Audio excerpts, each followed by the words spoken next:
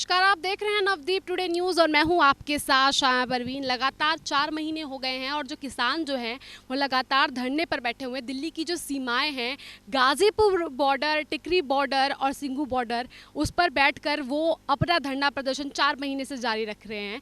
साथ ही साथ खेतों में काम भी कर रहे हैं। यहाँ पर मैं आज गोगा गांव के आप देख सकते हैं कि खेत में आई हूँ और देख सकते हैं कि जो गेहूं की जो फसल है वो पूरी तरीके से तैयार हो चुकी है और किसान जो है वो कटाई भी कर रहे हैं।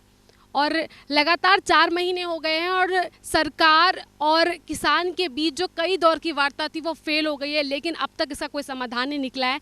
4 महीने हो गए हैं और जो बॉर्डर पे जो किसान है वो अभी भी इस बिल को लेकर विरोध कर रहे हैं, लेकिन इसका अभी तक कोई समाधान नहीं निकला है। किसानों की फसलें कटने को तैयार हैं। किसान फसल को काटने से पहले इस दुविधा में फंसा हुआ है कि वो अपनी फसल को किस दाम में बेचकर अपने घर का चूल्हा जलाएगा।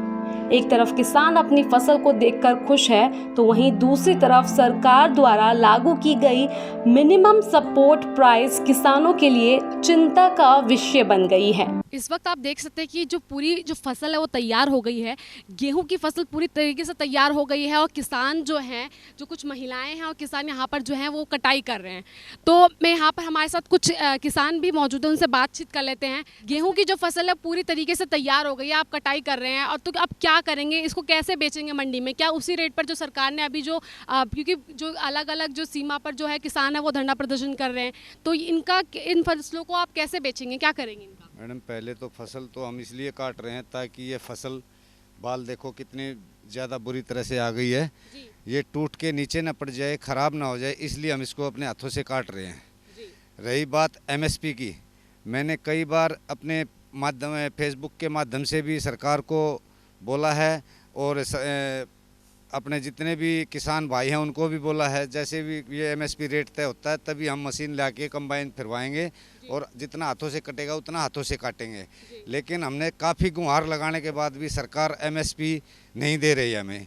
एमएसपी हरियाणा, राजस्थान और यूपी में लागू किया है, लेकिन दिल्ली के अंदर एमएसपी अभी तक लागू नहीं की गई है, जो कि नरेला के अंदर एशिया की सबसे बड़ी मंडी है नरेला में, उसमें अभी तक कोई भी नोटिफिकेशन नहीं आया। हमारी उनसे अपना संजय गुप्ता जी से बात हुई है, जो चेयरमैन है मंडी के, मेरी उनसे भी बात हुई थी। सर, हम अपना अनाज कहाँ पर लाएं? नरेला मंडी तो में तो अभी खुला नहीं है, खुला है तो 1600 रुपये का भाव मिल रहा है। आज के टाइम अगर हम अनाज लेके जाते हैं तो हमें 1600 रुपये का भाव मिल रहा है और सरकार बार बार ये कहती है कि आपको एमएसपी 1975 रुपये के हिस्सा दर से आपका माल खरीदा जाएगा, लेकिन ऐसा कुछ नहीं है।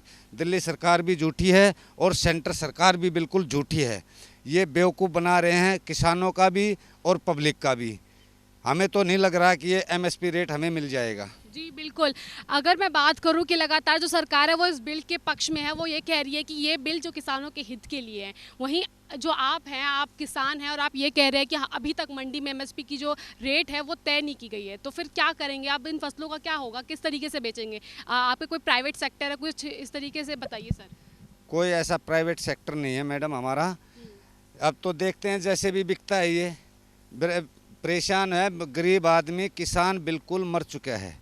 किसान की समझ में नहीं आ रहा अपने अनाज को लेके जाए तो जाए कहाँ। इधर तो एमएसपी नहीं मिल रहा, इधर घर पे रखने के लिए जगह नहीं है, हमारे अनाज कहाँ डालें, क्या करें? अब तो मतलब फंस चुका है किसान, इतनी बुरी तरह से फंस चुका है, सस्ते दामों में बेचने के लिए मजबूर हो जाएगा ऑटोमेटिकली। किसानों की फसलों का दाम सही मिलेगा या नहीं, इसकी भी चिंता किसानों के माथे पर साफ दिखाई दे रही है।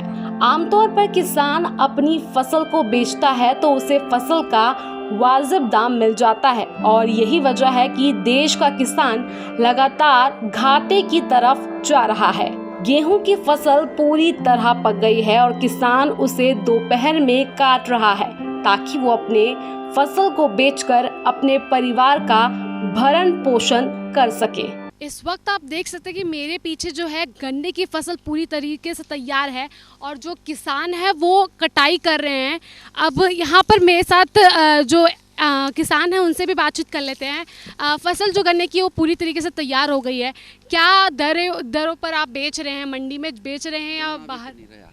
गन्ना बिक नहीं रहा, हम बहुत परेशान हैं। और सस्ते दामों में गन्ना बेच रहे हैं।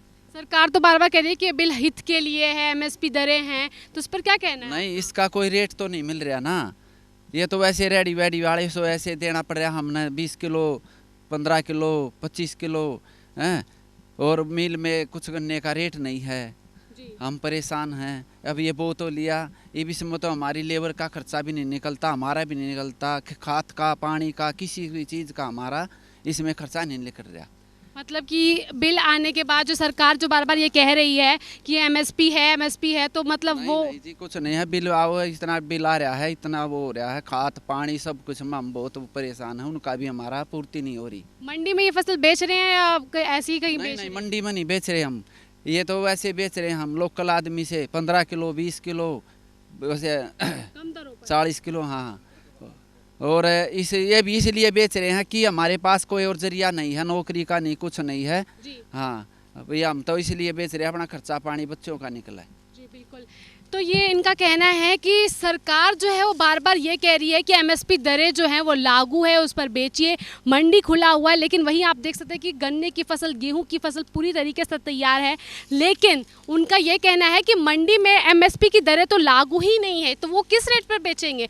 तो छोटी मोटी जो दरें हैं, जो वो प्राइवेट सेक्टर है, वो उनको बेचते हैं ताकि वो अपना गुजर बसर कर सके। इतनी परेशानी हो रही है उनको अपने जीवन यापन करने के लिए, अगर वो ये फसल बेचेंगे नहीं तो अपना गुजर बसर कैसे करेंगे? बहुत परेशान है। सरकार बार बार कह रही है कि ये बिल उनके हित के लिए, लेकिन वही जो किसान जो खेती कर रहे हैं खेतों में, वो इस बिल से परेशान हैं। वो ये कह रहे हैं कि इस बिल से हमें नुकसान है।